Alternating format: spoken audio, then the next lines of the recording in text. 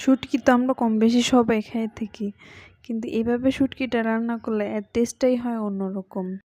এখানে আমি হচ্ছে শুটকি রান্নার জন্য পেঁয়াজ আর রসুন একটু ব্রাউন কালার করে ভাইজা নিছি। তারপরে হচ্ছে এখানে আমি লবণ, হলুদ, মরিচ, ধনিয়ার গুঁড়ি দিছি। আর এখানে যে এটা দিছি, পেস্টটা দিছি, এটা হচ্ছে লাল মরিচ মানে শুকনা মরিচ আর হচ্ছে রসুন বাটা।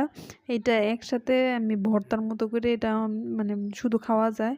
এই রসুন আর মরিচটা টেলে ভর্তার মতো বেটে তো ওই বাটাটাই মানে ওই ভর্তাটাই আমি এখানে দিয়েছি। তো এটা এতে করে কি হয়, শুটকির যে টেস্টটা এটা দ্বিগুণ বেড়ে যায়।